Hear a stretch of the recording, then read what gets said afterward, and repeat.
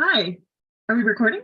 Yes, we are. Okay, so let me do the intro, JP. I'm going to steal your thunder. Okay, so I'm here with my friend, JP Rodriguez. My name is Neha Chugh. I am a criminal defense lawyer and family lawyer in Cornwall, Ontario, and I am running with the Good Governance Coalition in the 2023 Bencher election. My friend here, JP Rodriguez, has this amazing YouTube channel called Justice in Pieces. Here's the backstory. JP and I are friends from law school, and we've remained in touch ever since.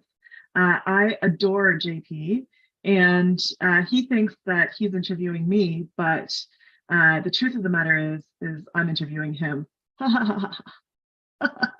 Well, thanks there for the intro. It's fine. It's nice to sort of do things a little different. And I guess maybe we could start. You told us you're a criminal defense lawyer, but maybe a little bit more in Sure. what about you, what you want everyone listening to know about. So I grew up in Guelph, Ontario, which is about 45 minutes to an hour outside of Toronto. I went to law school at Osgoode Hall. Life, marriage, all of that, my husband's job brought us out to Eastern Ontario. I set up my practice in criminal law in Cornwall, Ontario. We have three kids between the ages of 3 and 11. We are quite busy and active parents, both work full time. I have a small firm in Cornwall. We are four lawyers. We have staff. We own the building that we work in. Cornwall is a city or small city in Ontario with rural outskirts. Population of Cornwall itself is 50,000, and the rural areas surrounding vary between a couple hundred to 1,000 to 5,000. It is an absolute pleasure to work in Cornwall. I started there in 2014. May 1st, 2014 was my start date. I never in a million years thought that I would be working in a place called Cornwall, but I have fallen in love with it. And I love serving the community that I work in. Um, I think that rings true, right, JP? We went to law school together in North York, of all places, and we were subway and TTC people. Well, and I think you still are. But did you ever think that your classmate would be setting up shop hundreds of miles away? Yeah, I mean Cornwall just seems sort of random. But I mean, then you go from Cornwall and now you're running for Bencher. So I mean, how do you kind of connect how your path's taken you into this opportunity here? Well, the Law Society of Ontario is the law society of all of Ontario, not just Toronto. And I'm about as far from the establishment of Toronto as one could imagine. And I've also never been cool. Even my kids tell me this every single day, that I am not cool, that my jokes aren't funny, that my outfits aren't cool. So I'm hundreds of kilometers away and I'm far from the establishment, but millions of Ontarians live in communities outside of Toronto, and those millions of Ontarians are the public interest who we serve. And so that voice needs to be heard at convocation. I also have a really special interest helping students and lawyers who have immigrated or have gone to school in countries outside of Canada. I want to make sure that they are respected at convocation, that their examination processes are fair. I want to make sure that new lawyers are knowing about all of their options, so including setting up practice in small towns outside of Toronto. We saw a huge departure from the bar during the pandemic, the solo and small firm bar. We are really struggling to meet the access to justice needs in small communities. And I want to make sure that we are supporting solo and small firms and encouraging new lawyers to set up their small firms in jurisdictions outside of Toronto. So you're saying you're not an establishment lawyer, but there's a bunch of individuals. Let's say you're part of a coalition, right? There's 40 lawyer candidates in total, 5 paralegal bencher candidates, and again, we run into this situation where a lot of the people I've talked to are saying, "Hey, we need to get rid of slates. the slates, the stop group, or now the full stop group, was bad for our governance, but our group is different, right? I mean, it's like you're probably familiar with that Spider-Man meme where they're just pointing at each other and saying, "Hey, we're a little bit different," but the reality is it's the same thing. In a lot of people's opinion, how do you kind of reconcile that? Hey, I'm out in Cornwall and we're different, but we're running together as a coalition. Yeah, I really struggled with this, JP. I did. I really could not reconcile it for a while, but it was the math that really drew me in. And let me explain that to you. So 4 years ago, someone DM'd me on Twitter who was running for bencher, and he said, "Will you be my running mate?" And I said, no. It was February of 2019. And I was like, no effing way. I was 7 months pregnant. I had 2 small children.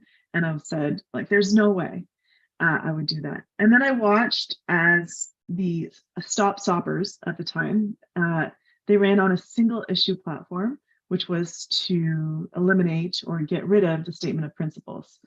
So this group of individuals came forward, a group of individuals who had very minimal leadership experience, very minimal governance experience, came forward and essentially swept the election and took over the Law Society. What I've learned from reading transcripts and hearing firsthand accounts from incumbent benchers is that the Law Society kind of turned into a circus, that motions were not properly thought through, that motions were brought from the floor, that there was a great amount of incivility, that the treasurer was spoken over, she was interrupted, that the Stop Stoppers were coming to committee meetings unprepared or underprepared. And so 4 years at convocation with $100 million budget per year and coming to meetings unprepared, as a lawyer, as a person who pays fees, I think that's completely unacceptable. I think that for me, there are so many issues that I'm seeing every day, day to day, with lawyers and with retention of lawyers, and to learn that the people who are elected to take care of us as lawyers are not doing their jobs. That to me was shocking. But what was even more shocking was the math and how they accomplished the takeover of the Law Society. And the way that they did it was essentially running as a slate. And so they would get on the phone and make sure that everyone on the phone would vote for all 22 of the people on their list. So when I was contacted by the Good Governance Coalition, because I had kind of put some feelers out on Twitter, which is my way of shouting out to the world that I exist out here in Cornwall, I put out on Twitter that I was thinking of running. I got a phone call from members of the Good Governance Coalition, and they explained the math to me in order to attract me to the Good Governance Coalition. And I was excited right away. I did have to think about the math, but the group that is in the coalition, we are all experienced leaders. We all have a demonstrated history of experience. And if we run together, then we can ensure that this group, this slate group with very minimal governance experience, can be eliminated from the Law Society. Every single person who is on that list of 40 plus 5 paralegals has a resume of governance and leadership that is, it's just so attractive and so exciting to think that we could all be at convocation making a difference for our communities. Like that's the biggest thing, right? What can we give back, and what can we give back to the public interest to ensure that goals like access to justice are accomplished? And so I know that there are independents, and I know some of the independents, and they are wonderful. But unfortunately, a vote for an independent takes away that vote from the coalition, and a vote for the coalition ensures that the slate is eliminated, the full stop slate. The full stop slate terrifies me. It is a future that I don't want to be a part of in terms of where the Law Society could be heading. Their slogan is not something that I would ever advocate for at our regulating institution. Yeah. So stop bloat, stop creep, stop woke. I mean, what does that even mean? It's very provocative. It gets the people going. I don't think you have anything as Yeah. entertaining there. I mean, what would you sort of say of why that's dangerous in response? I heard someone say the other day, let's make convocation boring again.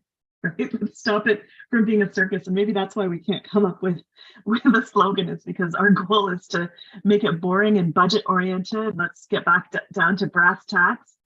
But first of all, your first question is what do I think of the slogan? And I think that if you stop and actually get outside of the sexiness of it and the excitement of it, it's actually quite shallow. So stop creep, stop bloat, stop woke. Well, the Law Society has been woke for, it's had factions or elements of wokeness for the last 300 years or 250 years. Every time we have expanded to allow women or to allow Black people or to allow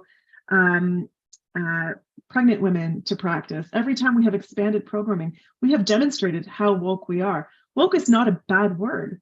Woke just means that we are open to issues of diversity and we are accepting of it. That's it. Woke is actually a good word. The anti-creep and the anti-bloat, I mean, I question what that means without a good look at the books. From all of my governance experience with boards of directors, you really need to stop and take a hard look at every single line item to really understand what you're saying when you say something like that. It's a cute title. It's a cute slogan. But if you are that lawyer who needs, for example, the member assistance program because you're struggling with alcoholism or you have sunk into depression, if you are that lawyer who is being discriminated against at work, is that slogan really going to help you? I don't think so. I think that it is just going to harm you moving forward. Why don't we have a slogan? Well, the reason that we don't have a slogan is because we're not truly a party. So we don't really have a meeting of minds on things like slogans. Even our color is green, and I don't like that color.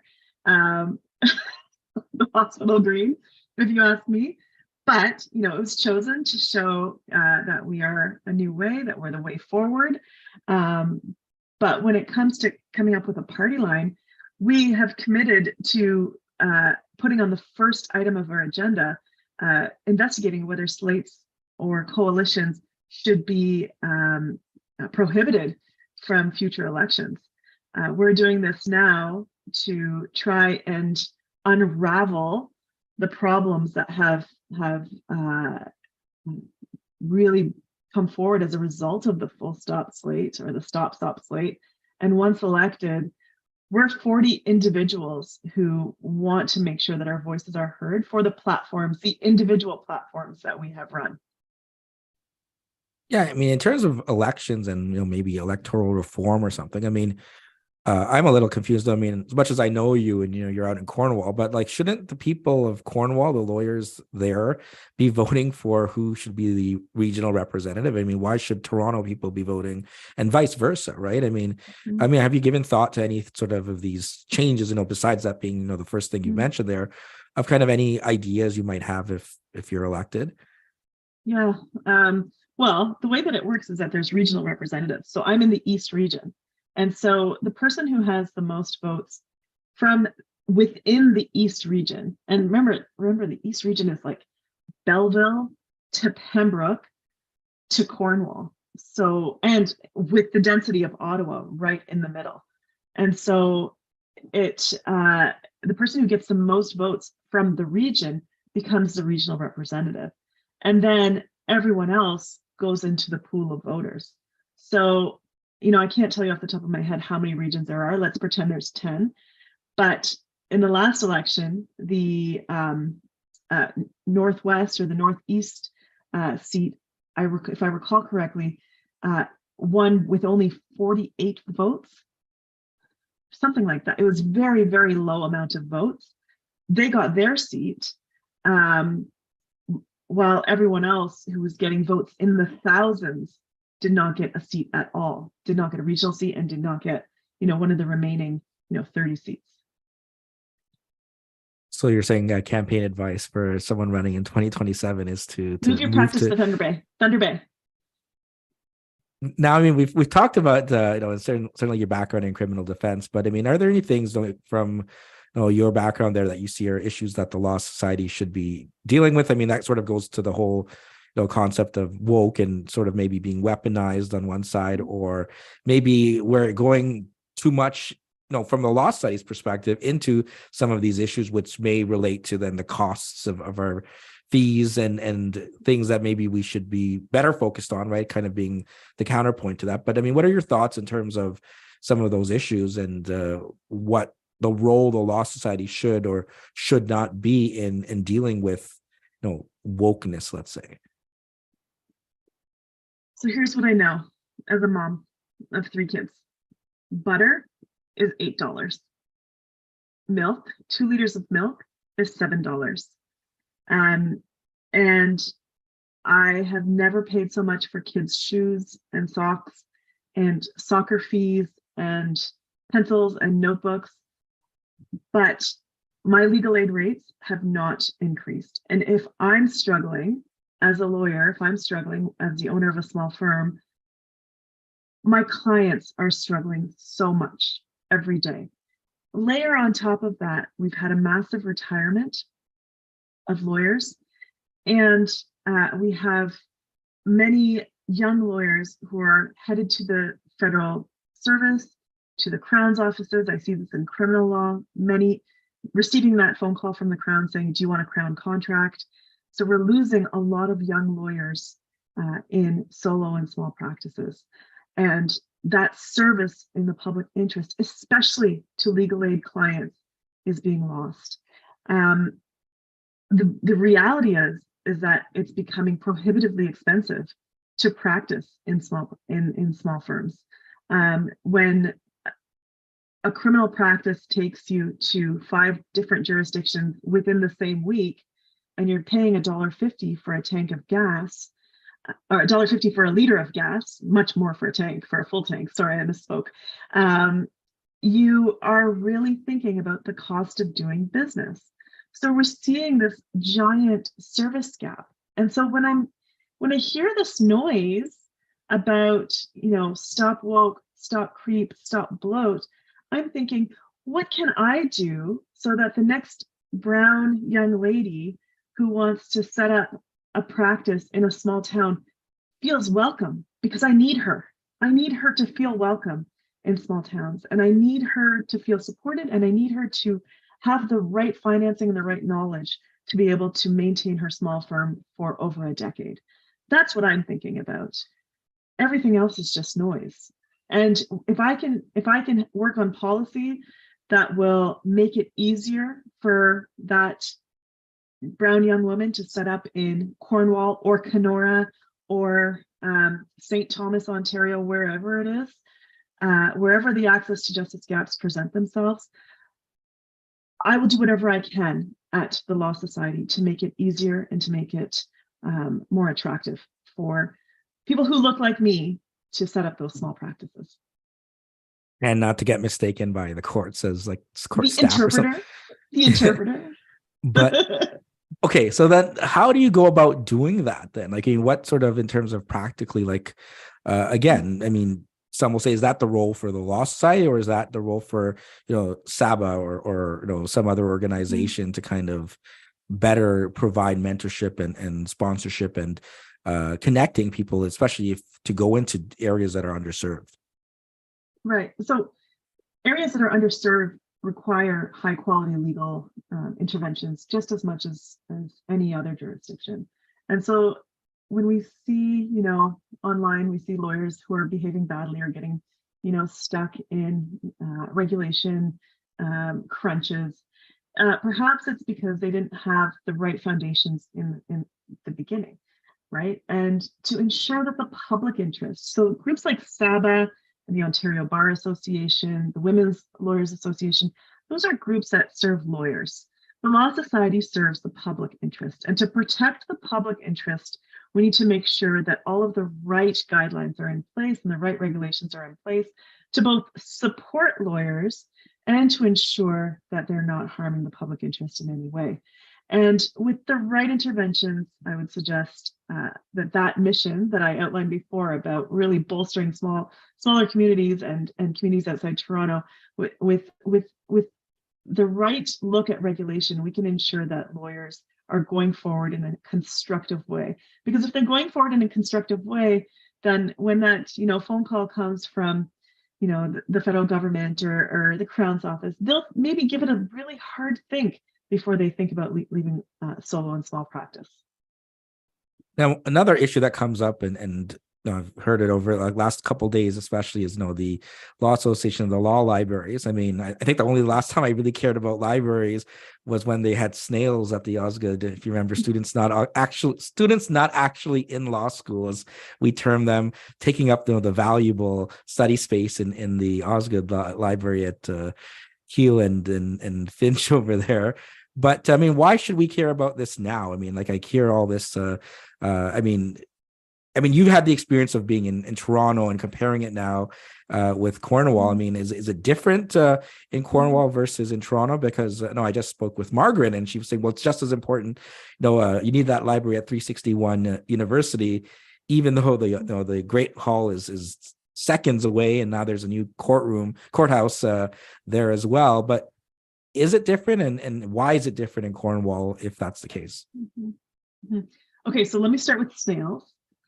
So do you remember, JP, when that was the biggest problem in our lives, was searching for a library cubicle and getting all worked up? Or were you like me and you didn't study that much?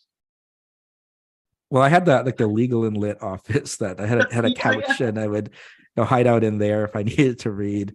And I remember, being at school late. We used to call it Club 109, which was one of the rooms there, and we would be there till the wee hours studying. But yeah, I mean, that used to be a big problem back at Osgood.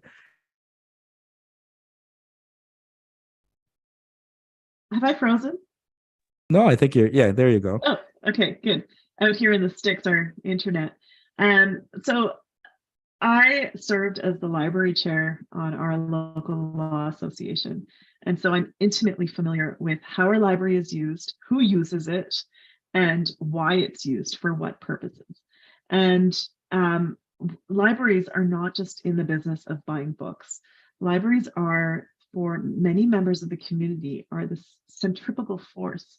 So it is their connector to the lawyers in the community. So the will searches, someone dies in the community, a spouse is looking for the will, they'll contact the law librarian and say, can you forward this to all of the lawyers?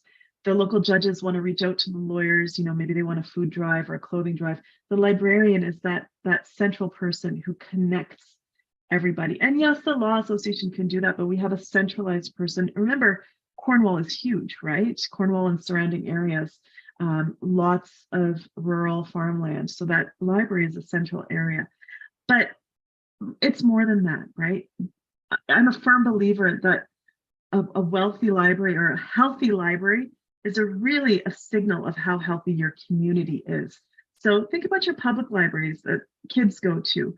A healthy public library, a flourishing public library, is a reflection of a healthy community. Same with your law library. A healthy legal community has a healthy law library.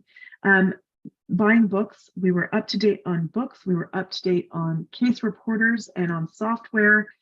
The library is where, in small towns, is where people congregate, lawyers congregate, to draft up minutes of settlement, to negotiate terms of a trial, or to make a motion go away. You're sitting in the library, you're putting your heads together.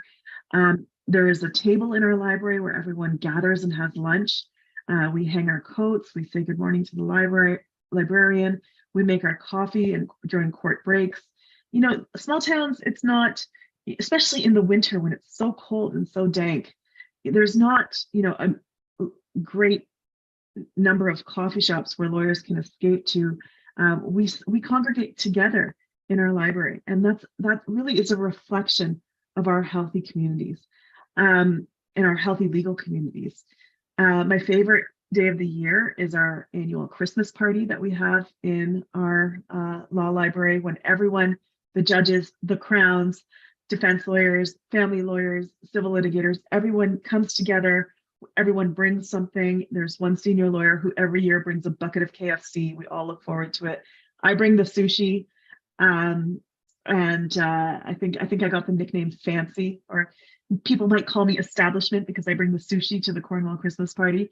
But it's a great space, but it really is how we all come together. The librarian is also used for research, and so the librarian will grab a case for a lawyer, or find a precedent for something for a lawyer. When we're working on legal aid retainers, or we are helping someone on a very limited retainer or a sliding scale retainer, having access to that really fills the access to justice gap. And if you sit down and you look how a law librarian's hours are spent in a local law library, it's not simply spent shelving books. It is spent doing so much more. And to lose that would mean very, very harmful consequences for our local communities. Now, I have students that will hopefully be listening. It's kind of ironic when I think back to law school, and now, like, I'm on the other side trying to get people to come to class and pay attention. But for them that are going to be listening, well, what words of wisdom and what advice do you have for them? For students, for paralegal students, well, watch the paralegal benchers who are running. Watch their campaigns. They're going to be representing your needs. You're going to be graduating as paralegals soon. And the term for a paralegal bencher is 4 years. Watch who's running, watch who makes it to the Law Society as a paralegal bencher, because they'll be your resource if you have any questions about what's going on at convocation. Be ready to dialogue with them, and really support. If you're going into your paralegal placements, really encourage the paralegals who are around you to vote, and to vote for someone who you think is approachable and will have your ear at convocation. Last question here. I know recently you had a nice, you won an award, and you gave a talk about imposter syndrome. So kind of keeping that in the background, though, why should the lawyers that are listening to this, why should they be casting a vote for you out in Cornwall? Because I'm an imposter. No, I'm not. That was a joke. I see you laughing. Listen, I'm just trying to keep it real here. And when I spoke to convocation, or when I spoke to the courts on October 3rd, when I won the Katzman Award, I was totally honored. When I found out I had won the Katzman Award, I sat in my office, frozen, completely stunned. A few tears dripped out of my eyes, and I couldn't talk about it for days. I think I told my husband, and that was it, and the people who nominated me. And I was in total shock. And then I spent weeks, if not months, worried and scared that they were going to take the award away from me. And that was just my imposter syndrome creeping up on me. On the same day that I gave my speech at convocation, or at the Ontario courts, and accepted the Katzman Award, the Good Governance Coalition was launched. And I was so excited, but equally terrified at the same time. I thought, what if they not only take this award away from me, but it's everyone finds out the truth about me. Well, the truth about me is that I just want to serve my community, and I just want to give Cornwall a voice at convocation. My intentions are not malicious, and they're not to serve anyone else's interests. But my intentions from the day that I started making noise about it on Twitter a year ago have always been to make sure that the community that welcomed me, and that I had to, really make a name for myself in, I want to make sure that their needs are represented at convocation. And I also want to make sure that young lawyers who look like me and have never felt like they have belonged in this profession have someone who looks like them at convocation. Perfect. So thanks so much for taking the time and joining us here today. Wait, wasn't I interviewing you? Yeah, we can certainly do that after. But it's nice to hear from you. I wish you all the best, and thanks for everyone Thanks, for JP. tuning in. Thanks, JP.